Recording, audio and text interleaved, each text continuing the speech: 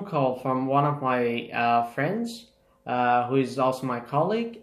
She asked me that one of the new colleague of us wants to is asked to teach a challenging grammatical point, and well, I was invited to think about it. That how can we teach a kind of challenging grammatical point?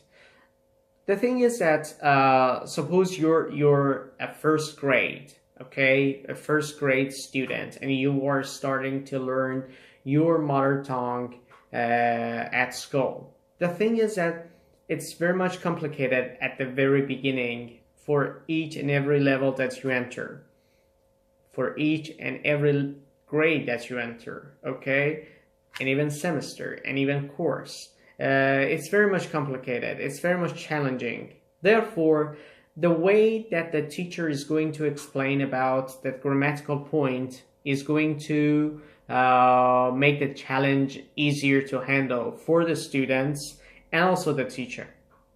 Therefore, I came to know that all grammatical points are challenging. There is no spectacular sort of hard grammatical point is challenging. All grammatical points can be challenging for the teacher and students. Teaching about tenses, teaching about adverb and adjectives, teaching about timing. These are all challenging points. But how can we handle? This is a question, not teaching challenging grammatical points, but teaching in a way that this challenge is more enjoyable for both the teacher and the student, whether students, okay? And I came to the old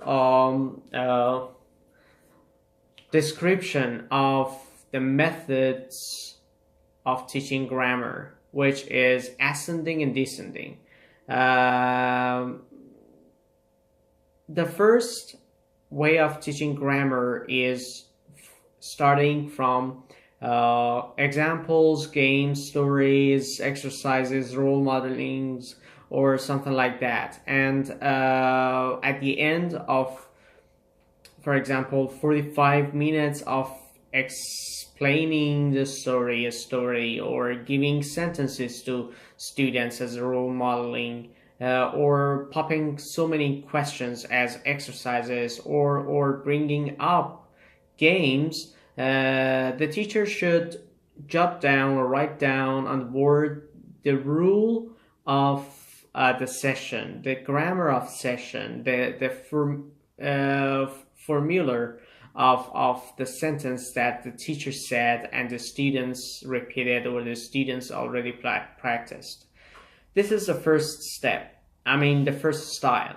The other style or the other way of teaching grammar is starting from rules, writing down the rules on the board and telling the students what they're going to learn, and bringing them on the program. And then after that, starting with examples, exercises, role modelings, before all of them stories, and at the end of all of these activities, gaming. But there are some definitions for these two different styles. The first style, which is starting from a very large variety of examples and games and role modeling and whatsoever, is that this style is only for the students who are lower than 20, lower than 15, and they need to be attracted according to learn. They have to be taught in a way that they unconsciously get to the point. Then after that, when they digested this feeling of grammar point, then the teacher is going to write it on the board and explain it with more details or maybe more explanation of the feeling of the grammar. And the second, which is starting from the rule to the generalization, gaming, exercising, stories, role modeling, whatsoever, is for students who can analyze the topic, who can analyze the main point of what the teacher has in her or his mind. Therefore, if you put these two kind of frames into your mind as a teacher, you can choose your path, whether you want to start from going through details, and after that entering in generalization and explaining in stories and role modeling and whatsoever, or you want to start from generalization and make everything into general points. Then after that's going into details and getting into the points that you have in your mind. But within all these two activities, there are some points that can make it more easier that I already also mentioned with the topic, but I'm going to explain a little bit more. Explanation of how and when to use the grammar in the context. Well, it can be a context from a newspaper or story, or it can be I don't know, the story that you have in your mind or you experience already. For teenagers and young adult students, I usually made up the stories of my own. Okay, something that I've experienced or may not experience, but they're very much practical. They're very much interesting for the people who are listening to. Yeah, something like the trips that I've had and the people that I met and the cultures that I've known, something like these things. Okay. The other thing is convening, finding out by analysis and analyzation. Okay, this is what I use usually for adult students, for those people who are there for grammar and they know that they are going to learn grammar. Therefore, I explain it more. So I talk about, for example, the present tense, the present continuous, past perfect, past participle, passive, active, whatsoever. I will tell them that today I'm going to teach this because it's going to be common, because you use it in very much everyday life or many other occasions that you put yourself in. And the third point is bringing out the points after you've done with all of them. These are the points that you can mention to facilitate your way of teaching at a class. Bringing out the points, jotting down on the board and give students examples. Or I've seen a very nice competition, grammar competition in the middle of the class, divided by two groups, divided the class by two groups. Okay, and in a very short timing, they should have written a long sentence, not a long sentence, sometimes shorter ones, but sometimes longer, and they had to bring out the point that they've already learned by the teacher on the board. Yeah, that was another way to put the students into challenge, to help yourself to cope with that huge grammatical point that you are going to explain it. One important thing that I wanted to tell you is that grammatical point can be very much challenging for the students based on their culture. I mean, culture is very much important. If you figure out what nationality you're teaching and how they're going to use that particular tense in their language, it can be much more easier for you to explain it or for you to put students into challenging. Challenges can help the students to think more, to to be focused more, to feel the tension and try more, because all the time the students would tell me, okay, today was really boring or whatsoever. It doesn't matter. The matter is that when you get tired, when you be upset, of frustrated on what you are learning, although you have fun in the class, you're going to think, why I cannot learn this? Okay, if they're really eager to learn, they will think, okay, can't I get this grammatical point? So frustration and being tired sometimes, and all the time, not all the time, okay, only 20% of the time, every 4 sessions can be very much challenging, can be very much effective for the students.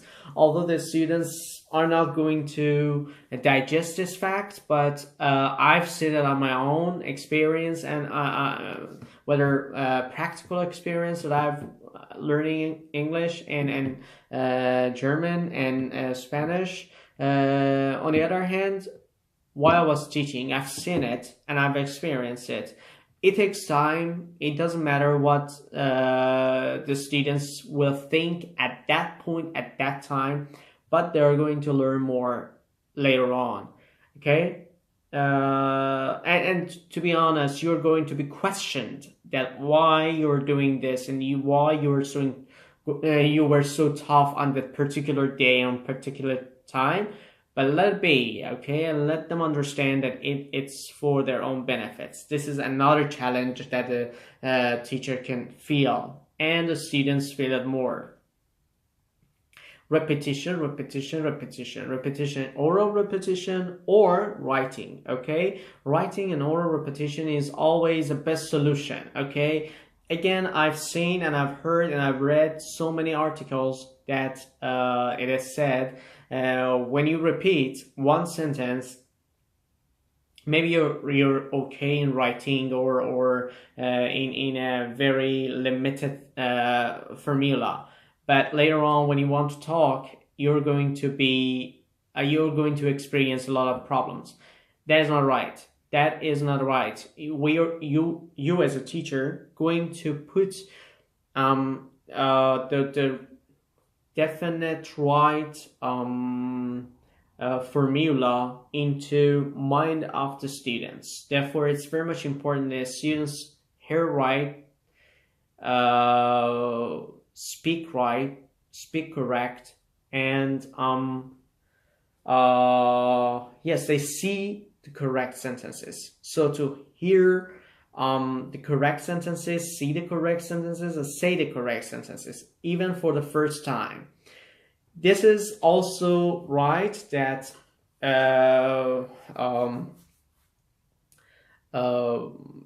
trial and error is also very much effective, but it makes students feel that mistakes is okay. Therefore, the combination of telling the right sentences and making the mistakes and correcting by the teacher without repeating the wrong last sentence is very much effective, okay? Again, I want to mention the challenging. You wanted me to highlight a challenging grammar, and I said all the grammars are challenging because the challenge comes from the culture, the language that is the L1, the target language, the main language, the mother tongue, okay? And L2, language number 2, the second language, the third language, and the foreign language is going to be challenging for them, even for the teacher who is going to transfer this knowledge, okay? Role modeling is one of the effective points, one of the effective activities that a teacher can do, okay, to give these roles to the students. Definite sentences, but they can change it. They can substitute the adjectives, adverbs, subject, object, verbs, but they have the form in a piece of paper or in their book, and they can easily talk about it, okay? You see, Sharing this challenge between students and the teacher is very much important. In fact, when you keep repeating some formula for students and they're keep repeating after you, oral or written, it's going to be very much easier for them to focus on their own mistakes and on the other skills such as accent or body language, gesture, and facial characteristics. Okay, and gaming that I already mentioned, and the at the end homework. Okay, homework is one of the most challenging part that students going to experience, and the teacher is going to explain about that particular homework. Therefore, it's another way. It's the last way that the students are going to learn much better, much capable of solving that kind of particular homework or exercises. At the end, the next session, this is also very much challenging. That the next session is a session of 5 minutes review of what you have already learned. This is very much effective. This makes students revitalize what they learned and revise what they learned and then revitalize what they already learned. Okay, and then after that they're going to answer the exercises that as homework you gave it them, and that's all. That is all. And again, the correction, the grading, and whatsoever. Okay, these are the things. So based on what I already said, I divided my discussion of today in two parts. My speech of today, the first part was explaining about the two main styles of teaching grammar. The second part was about the point that you can highlight in your class while you are teaching grammar. Okay, and that's all. If you have any question, you have my WhatsApp, you have my YouTube channel, you can easily ask, and I'm at your service to answer. Okay, I wish you a very nice day and very nice teaching weekday. Okay, all the best. See you later.